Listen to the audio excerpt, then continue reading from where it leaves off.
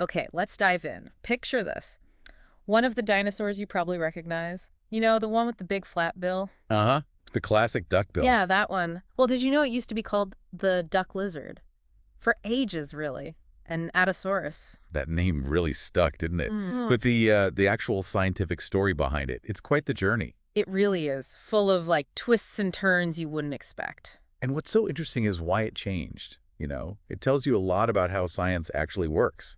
It's not just names changing for no reason. Right. It shows how we figure things out, bit by bit. Exactly. It reflects that whole process, discovery, rethinking things, finding new evidence. It's a great window into understanding the past. Absolutely. And that's what we're getting into today, the story of Edmontosaurus annectens, a really key plant eater from the late Cretaceous, like right at the very end before the non-avian dinosaurs disappeared. A crucial time period. We've been looking through all the info, how it was found, why it had so many names, and what it tells us about life back then. And connecting it all, the Edmontosaurus annectens story isn't just about one dinosaur. It's it's a perfect case study for paleontology. You see the early finds, the first guesses, The arguments. the arguments, definitely, and then how things gradually get clear. So our mission here is to sort of unpack that whole tangled history, pull out the main facts, the surprising bits about Edmontosaurus annectens. And hopefully give you a solid picture without, drowning you in technical terms. Right. So let's start with the name itself. What's in a name? Well, in this case, quite a lot. The name we use now, Edmontosaurus annectens, it basically means connected lizard from Edmonton. Connected lizard. Why connected? Annectens means connecting or linking. It relates to Marsh's original idea about how it linked different groups, though our understanding has changed since then. And Edmontosaurus refers to the Edmonton Formation, now the Horseshoe Canyon Formation, where the first Edmontosaurus fossils were found. Okay, got it. But like we said, most people for a long time knew it as Annectosaurus. The duck lizard, yeah. Visually descriptive. But that name, it barely scratches the surface of the whole naming saga. This is where it gets wild. The fossils we now call Edmontosaurus annectens, they've been put under so many different labels over the years. Oh, absolutely. Okay. If you go back through the old papers, you'll see them called Diclonius, Trachodon, even Hadrosaurus sometimes. Hadrosaurus, isn't that a different duckbill? It is, yeah. But early on, the distinctions weren't always clear. And the list keeps going. Claosaurus, the Specius, and Autoditon, they've all been tangled up with Eonectens at some point. Wow, it sounds confusing. It was. And each name change wasn't just, random. It showed someone interpreting the fossils differently based on what little they had back then. It shows how understanding builds up piece by piece. Like, this poor dinosaur had an identity crisis for a century. So just to make it clear for everyone, if you're looking at older books, maybe stuff from before the 1980s, Right. you might see an Edmontosaurus, sure, but you could also see Claosaurus, Diclonius, the Specius, or Trachodon, used for what we now call Edmontosaurus annectens. Exactly. And don't forget, Trachodon longiceps. That's another old name that's now considered a synonym. It really shows you the challenges those early paleontologists had, doesn't it? Working with bits and pieces. Definitely. Often incomplete fossils, not much to compare them with. It makes sense that the first ideas would need revising later on when more fossils turned up. Okay, so let's rewind. Go back to the beginning. What were some of the first important discoveries? Well, one of the really key early ones, the specimen that later became the type for Annectosaurus cope. Which we now think is E. annectens. Right, that's AMNH 5730, found way back in 1882. And it was amazing because it actually had skin impressions preserved with it. Skin from 1882. That's incredible. It really was. Though, unfortunately, it wasn't complete. Parts of the hips and the body were missing, probably washed away by a stream before it fossilized. And who found this one? It was collected for Edward Drinker Cope, one of the big names in early American paleontology, famous for the Bone Wars. Ah, Cope. Okay, so what did he call it? He initially put it under Diclonius mirabilis. And interestingly, Cope had this idea, partly based on how the teeth looked, which we now know wasn't quite right. What was the idea? He thought hadrosaurs were amphibious, spent a lot of time in the water. That idea actually stuck around for a while, even though it turned out to be wrong. Huh. Meanwhile, Cope's big rival, Othniel Marsh, he was finding things too, right? Oh, yeah. In 1889, Marsh's team found a big lower jaw. He named that Trachodon longiceps. That's specimen YPM 616. And was it different from Cope's find? Well, it was noticeably larger, which, added to the confusion. Was it the different species? Just a bigger individual. Hard to tell back then. Right, without lots of examples. Exactly. Then jump forward to 1904. Another really important find, a nearly complete skeleton, AMNH 5886 from Montana. Hmm. That gave a much better look at the whole animal. Okay, so now they have Cope's specimen with skin and this new, more complete one. Right. And in 1908, the American Museum of Natural History did something pretty cool. They mounted both of them together in an exhibit. What do they call them then? They labeled them Trachodon mirabilis.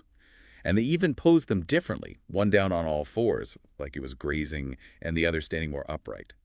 Imagine seeing that back then. That must have been a huge deal for the public, seeing these giant skeletons. For sure, it really helped bring dinosaurs into the public eye. But scientifically, things were still a bit murky. And we also need to remember Marsh himself had already named Claosaurus annectens back in 1892. Another name, based on what? Based on USNM 2414 and YPM 2182. And that second one, YPM 2182, was actually the first nearly complete dinosaur skeleton ever mounted in the U.S. Wow. So Marsh had Trachodon longiceps and Claosaurus annectens. Cope had Diclonius mirabilis. It was definitely a bit of a naming free-for-all, but the discoveries didn't stop. 1908 was a big year because that's when the famous Trachodon mummy was found, AMNH 5060. The mummy, that's the one with incredible skin preservation, right? Exactly, really detailed impressions. The Sternberg family found it, and the American Museum bought it pretty quickly. Were there others like it? Well, the Sternbergs found another one a couple of years later, same area. Not quite as perfectly preserved as M4036, but still had skin. That one ended up going to a museum in Germany. These mummies must have been revolutionary, seeing the skin texture. Oh, absolutely. Bones only tell you so much. The skin showed what they actually looked like on the outside. Invaluable stuff. Okay, so we have all these finds, all these names. When does Edmontosaurus itself come into play? That happens in 1917. Lawrence Land named the genus Edmontosaurus based on fossils found up in Alberta, Canada, in the Horseshoe Canyon Formation. And that's older rock than where Claosaurus annectens was found. That's right. It's from an earlier time period. Lamb noted some similarities between his Edmontosaurus and Cope's old Diclonius mirabilis. The plot thickens, but wait, there's more, isn't there? Oh, yes. In 1926, Charles M. Sternberg, one of the Sternberg family sons, named the species Saskatchewanensis. Based on finds from Saskatchewan, presumably? Yep. A skull and some other bones. At that point, knowledge of hadrosaurs, the whole duckbill family, was still pretty patchy. This one was smaller, and the species was basically the only hadrosaur known from rocks of about that age in that area.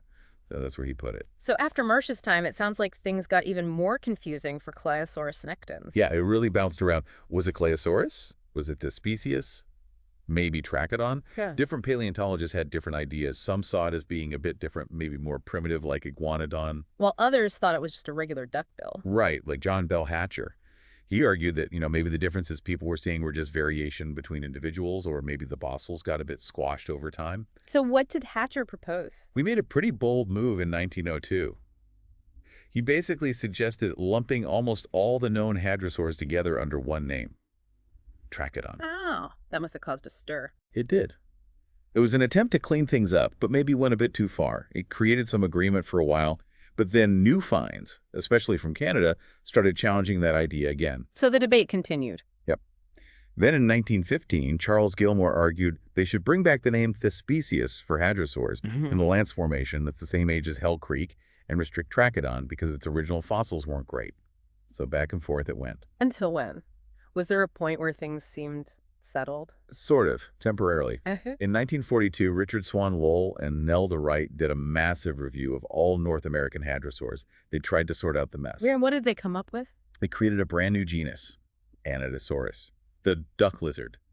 Ah, here it comes. Yep. They took Marsh's original Claosaurus annectens and made it the main species, Annectosaurus annectens. They also included Marsh's Trachodon longiceps and some others, and Cope's Diclonius mirabilis got folded in there too. And what about those two famous skeletons at the American Museum? Cope's first one and the other? Lowell and Wright gave them their own species within this new genus, Annosaurus copi. Cope's original specimen, AMNH 5730, became the defining example, the holotype. So Annectosaurus copi became the quintessential duckbill. Pretty much. That name and that image really cemented itself in popular culture. It shows how a name can stick, even if the science moves on later. But it did move on, right? This wasn't the final word. Not at all.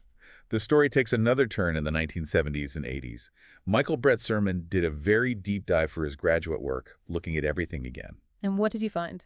He concluded that the original species, Annectosaurus annectens, actually belonged in the genus Edmontosaurus. Uh-huh. So annectens moves to Edmontosaurus. What about Annosaurus copi? Brett Sermon thought Acopy was different enough that it needed its own genus. Which became... Well, his ideas weren't formally published right away, but they circulated. Other paleontologists saw the logic, and in 1990, Ralph Chapman and Brett Sermon officially named it Annectosaurus. Annatoten, giant duck. Makes sense. So what happened to the name Annetosaurus then? Because its original species, annectens, was moved to Edmontosaurus, the name Annetosaurus itself became invalid. A junior synonym, we call it. So, poof, no more Annetosaurus. Wow, that's a major shift after decades of use. It really was. And the other species, like A. saskatchewanensis and A. edmontoni, they got reassigned too, mostly to Edmontosaurus. There was still some debate about A. longiceps, whether it was just E. annectens or not. So things were getting tidier, but still some loose ends. Exactly. Which brings us closer to the present day. 2011 saw a really important study. The one by Campione and Evans, using morphometrics. That's the one. Morphometrics is basically using detailed measurements and statistical analysis to look at shape differences very precisely. In this case, they analyzed a whole bunch of Edmontosaurus skulls. Like digital mapping of the skulls. Sort of, yeah. Measuring key landmarks and comparing the overall shapes mathematically. It helps figure out what's real species difference versus just individual variation or growth changes. Super detailed work. And their big conclusion was... Their analysis strongly suggested there were only two valid Edmontosaurus species.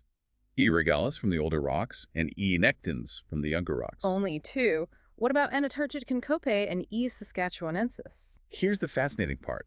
They concluded that Annetosaurus with those really long, low skulls wasn't a separate species or genus at all. No. Then what was it? It likely represents the fully mature adult stage of Edmontosaurus annectens. Seriously, so the different species were just different ages? That's what the skull shape analysis strongly suggested. The skulls got longer and flatter as the animal grew older. So E. saskatchewanensis represents the juveniles, E. annectens the subadults, and Annetosaurus the fully grown adults. That explains so much of the earlier confusion, different growth stages being mistaken for different species. Precisely. And Annetosaurus edmontoni turned out to belong with the other species, E. regalis. Okay, so now we have a much clearer picture. Let's talk about what Edmontosaurus annectens actually looked like based on this modern understanding. All right. We're talking about a big animal, a large herbivore, obviously, with that characteristic long, low skull and the wide, sort of duck-like snout. How big are we talking? Potentially up to 12 meters long. That's around 39 feet. And weight estimates are around 5.6 metric tons, maybe even more for really big individuals. So heavier than an African elephant. That is massive. You mentioned the long, low skull. How did it compare to other hadrosaurs? Proportionally, it was longer and lower than many others, especially as they got older. The front part of the lower jaw, the part without teeth, was particularly long. And you said that changed with age. Yeah, that extreme length and flatness seems to be something that developed with maturity. Younger ones had relatively shorter, taller skulls. What else was distinctive about the skull? Well, unlike E. regalis, E. annectens had a pretty flat skull roof. There were also these noticeable deep pockets or depressions around the nostrils. And the quadrate bone that connects the skull to the lower jaw had a distinct curve. And the jaw itself? The lower jaw was long and straight, with a strong ridge running along it, probably for reinforcement. And at the very front was that broad, shovel-like bone called the predentary, forming the lower part of the beak. A very specialized feeding apparatus. What about the rest of the skeleton? They had 12 neck vertebrae, 12 back, 9 fused in the sacrum over the hips, and then a long tail with at least 30 vertebrae. Compared to other big hadrosaurs, their limbs were actually a bit longer and more lightly built. Suggesting maybe they were reasonably agile for their size. Possibly. They also had a distinctive pelvis shape, and like most hadrosaurs, they could walk on all fours, probably most of the time when feeding. But could also get up on 2 legs. Yeah, likely reared up to reach higher vegetation or maybe to run from predators. Bipedal locomotion was definitely an option. So a big, adaptable herbivore, how did it actually eat? Well, being a saurolophine hadrosaurid that's the flat-headed or solid-crested group, E. annectens, had a very sophisticated setup for grinding plants. For dental batteries, right. Exactly. Hundreds of teeth packed tightly together in the jaws. They weren't all used at once, but as teeth wore down, new ones were constantly erupting to replace them. A continuous conveyor belt of teeth. And the beak? That broad, toothless beak was for cropping vegetation. And they likely had fleshy cheeks to hold the food in while they chewed with those dental batteries at the back. What kind of plants were they eating? Probably a mix.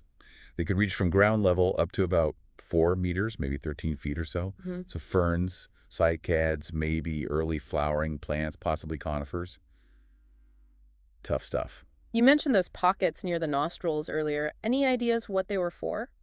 There's a strong possibility they supported soft tissue sacs, maybe inflatable nasal diverticula. Like big inflatable nose balloons? Kind of. They could have been used for visual display, maybe making them look bigger or more colorful to rivals or mates. Or perhaps they resonated sound, helping them make loud calls. Wow. And we even have evidence for the beak covering. Yes, incredibly.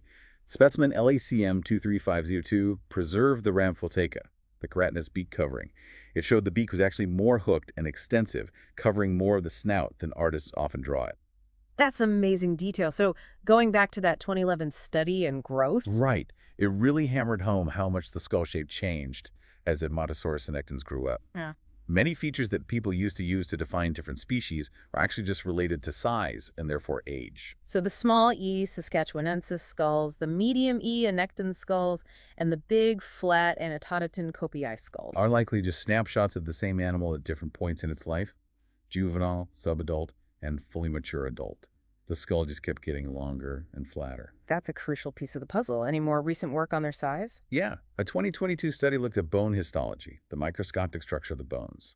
It supported the idea of adults reaching around 11 to 12 meters and about 5.6 metric tons, but suggested some giants might have pushed up towards 7 metric tons. Truly enormous animals. So where exactly did they live and when? The definite fossils of Edmontosaurus annectens come from the very latest part of the Cretaceous period, the late Maastrichtian stage. We find them in the Hell Creek and Lance formations in the western U.S., Montana, Wyoming, the Dakotas, and also the Frenchman Formation up in Saskatchewan, Canada. So literally right up to the end of the age of dinosaurs. Exactly. These are the rocks laid down just before the KPG extinction event, about 66 million years ago. Edmontosaurus annectens was one of the last big dinosaurs standing. And you mentioned it was common. Incredibly common. Some estimates, like Baker's, suggest they made up maybe a seventh of the large dinosaur fauna in those ecosystems. Triceratops was even more common, but Edmontosaurus was a major player. So the landscape must have been full of them and Triceratops. Seems like it. That Triceratops-Edmontosaurus combination really dominated the large herbivore niches across western North America right at the end. What other dinosaurs lived alongside them? Who were their neighbors? The typical Lanchian fauna, we call it. You had smaller plant eaters like Thescelosaurus, the dome-headed Pachycephalosaurus, the armored Ankylosaurus, other horned dinosaurs like Torosaurus, ostrich mimics like Ornithomimus, and predators too. Small troodontids like Pectinodon, raptors like Acaraptor, and the big Dakotaraptor, and of course the top predator, Tyrannosaurus rex. Right, the king. Definitely the apex predator in that environment. Can you paint a picture of their world? What was the Hell Creek Formation like? Think of a relatively flat floodplain, lots of rivers and streams meandering through forests. The climate was warm, probably subtropical, lots of different plants. We find turtles, crocodiles, champsosaurs in the water, big monitor lizards on land, and as we said, tons of Triceratops and Edmontosaurus. We often find Edmontosaurus fossils in ancient river channel deposits, including bones from younger animals. Suggesting maybe they lived near the rivers or their carcasses washed in. Probably a bit of both. The Lance Formation in Wyoming was maybe slightly different. It seems to have been more coastal, maybe a bayou-like setting closer to the retreating western interior seaway. Think maybe like coastal Louisiana today. More swamps, perhaps. What kind of plants? Still warm and humid, subtropical. You get tropical-looking conifers like Araucaria, palm trees, ferns, palmettos. Fossils suggest snakes, shorebirds, lots of small mammals. Small dinosaurs maybe weren't quite as common as in Hell Creek, but Thescelosaurus was still around. Interestingly, the Triceratops skulls found there tend to be a bit smaller. And this is where the mummies were found. Yes, both of those famous Sternberg Edmontosaurus mummies came from the Lance Formation. It sounds lush, but also dangerous with T-Rex around. Did they prey on Edmontosaurus? We have pretty good evidence they did. There's at least one Edmontosaurus annectens tail vertebra that has damage consistent with a Tyrannosaurus bite. It even shows signs of healing, suggesting the Edmontosaurus survived the attack. Wow. A failed predation attempt. Seems like it. So even these huge herbivores were definitely on the menu for T-Rex. So wrapping this all up, The story of Edmontosaurus annectens is just a fantastic example of science in action, isn't it? It really is. How our picture changes as we find more pieces, look at them in new ways. It's not static at all. What started out as this sort of simple duck lizard turns